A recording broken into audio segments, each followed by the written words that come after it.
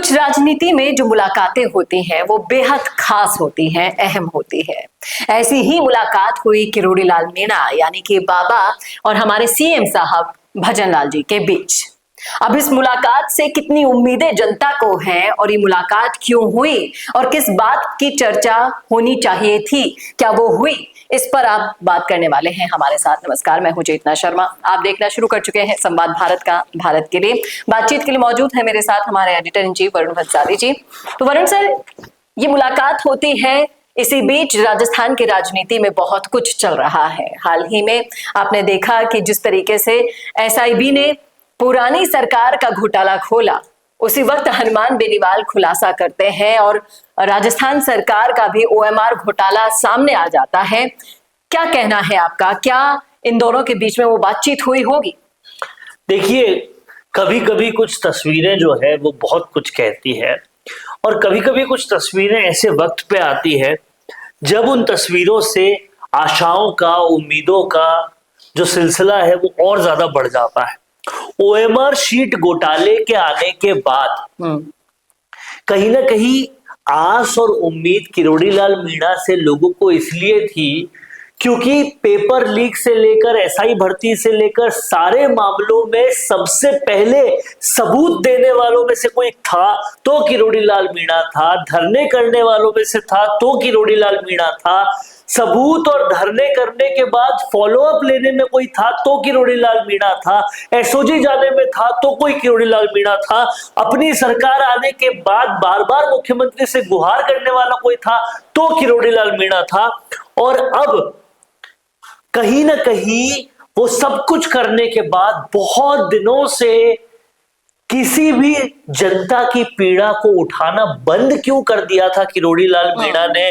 क्या सरकार से, दिल्ली से कुछ कहने के बाद बहुत असर हो गया था क्या? ये भी लोग सोचने लग गए थे। और फिर जब ओएमआर घोटाला आया, हालांकि ये घोटाला कोई नया नहीं है, 2025 में मई में बहुत सारे अभ्यर्थी सामने आए थे जिन्होंने बताया था कि भाई यूपीएससी एग्जाम दे रहे हैं क्या, हम चतुर्थ श्रेणी के कर्मचारी का एग्जाम दे रहे हैं और उसमें कट ऑफ रॉकेट हो रही है, ये कैसे हो रहा है?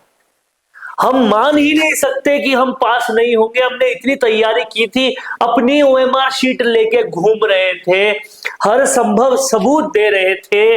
मैं बार बार इस चीज को, इस घोटाले की बात जब भी आती तो ये कहता हूं कि अगर किसी के साथ कोई भी घटना हुई, किसी का मान लीजिए किसी को घायल किया गया, किसी पे अटेम्प्ट टू मर्डर हुआ, किसी का रेप हुआ, कुछ भी दुर्घटना हुई, तो पता कैसे चलेगा? प्रथम दृष्टया पीड़ित सामने आएगा तभी तो पता चलेगा।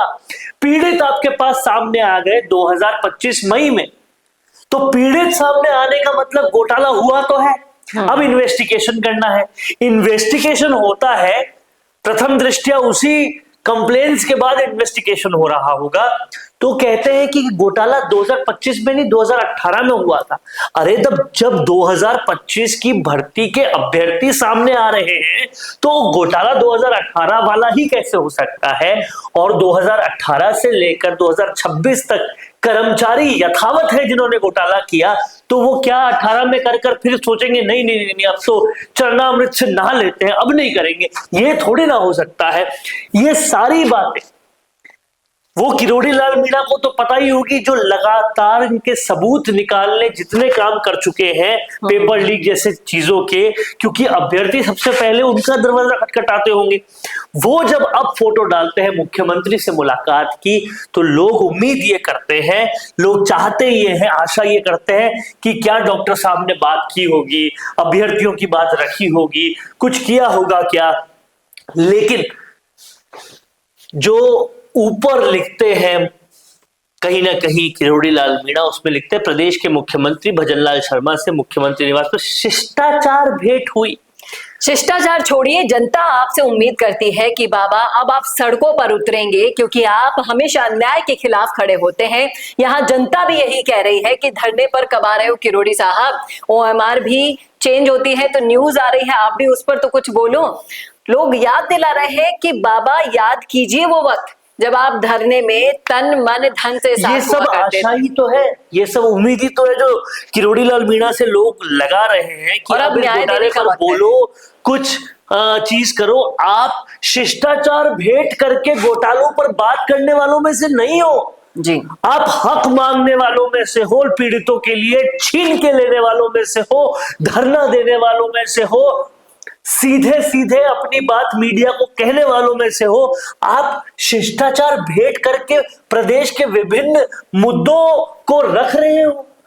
इतने कमजोर किरोड़ी लाल मीणा कब से दिखने लग गए, ये हर कोई पूछ रहा है, सोच रहा है। और क्यों नहीं किरोड़ी लाल मीणा डंके की चोट पर अभ्यर्थियों के साथ जाते हैं और कहते हैं अगर इसका घोटाला सामने नहीं आया, पकड़े नहीं गए 2025 वाले भी, पेपर रद्द नहीं हुआ अगर, तो मैं सरकार से इस्तीफा दे दूंगा, धरना दे दूंगा। अब क्यों नहीं कहते बाबा ये चीज? ये सवाल सबका है। लोग ये कह रहे हैं कि बाबा देख लो क्या कुछ हो रहा है आपकी आंखों के सामने, हम खून के आंसू रो रहे हैं। राजस्थान लाइब्रेरियन ले लो, 4th ग्रेड ले लो, OMR भी भरी गई, सब आकर सिर्फ ट्विटर पर सफाई दे देते हैं और किसी भर्तियों की सीबीआई जांच से कोई लेने देना किसी को नहीं है। 2018 से 2026 आ गया, इन पूरी भर्तियों की सीबीआई जांच की मांग यहाँ पर की जा रही है। लोग यही कह रहे हैं कि डॉक्टर साहब आप काम करने के लिए फोन पर बात करते जरूर हो, लेकिन आपकी कोई भी बात नहीं मानी जाती है। आप कोई सा भी मुद्दा उठा लीजिए, सारा बीच में छूट जाता है। और यही आरोप हनुमान बेनीवाल भी लगाते थे कि डॉक्टर साहब कोई काम पूरा नहीं करते। गंभीर आरोप ये भी लगा लेते थे पूरा किस लिए नहीं करते, मुद्दा उठाते हैं और फिर किसी से सेटिंग कर लेते हैं। ये आरोप तब तक लगता रहेगा जब तक उठाए हुए मुद्दों पर निर्णय नहीं होगा, निष्कर्ष नहीं होगा, सल्यूशन नहीं होगा। और वो सल्यूशन अभी तक आया नहीं है। किरोड़ी लाल मीणा को इस बात को समझना पड़ेगा कि आप हनुमान बेनीवाल को सही तो प्रूव नहीं कर रहे, इस बात को समझना पड़ेगा। और आपसे जो आशा है कि आप OMR शीट पर बोलेंगे, धरना देंगे, कुछ भी करेंगे, पर अभ्यर्थियों को न्याय दिलाएंगे, अधूरा नहीं छोड़ेंगे। अगर उस बात पर आप खरे नहीं उतरते तो फिर और कुछ नहीं होगा। हनुमान बेनीवाल जो आपके लिए कहते थे वो सही साबित हो जाएगा। और अब वक्त है कि शिष्टाचार मुलाकातों को छोड़कर जनता के हित में जैसा आप करने के लिए जाने जाते थे उस अवतार में वापस आने का। क्या कहना है आपका, रखिएगा जरूर राय कमेंट बॉक्स में। कैसा लगा वीडियो बताना ना भूलेगा। और ऐसे वीडियोस के लिए देखते रहिए संवाद भारत का, भारत के लिए। नमस्कार।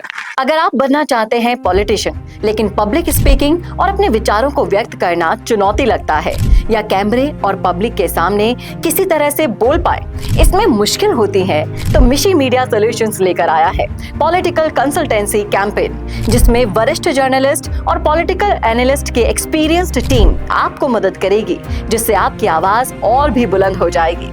इसमें हम आपके गोल को पूरी तरह से टारगेट करेंगे कि किस तरह से आपको पार्टी पहचाने, आपको उस क्षेत्र के लिए चुने, कैसे सर्वेज में आपका नाम आए, कैसे लोगों के बीच में आपका माहौल बने। ना सिर्फ कंसल्टेंसी हम आपको देंगे, बल्कि आपको सारे रास्ते दिखाएंगे और बताएंगे भी, जिससे आप भारत की राजनीति में अच्छे पॉलिटिशियन बनके समाज का सुधार कर सके।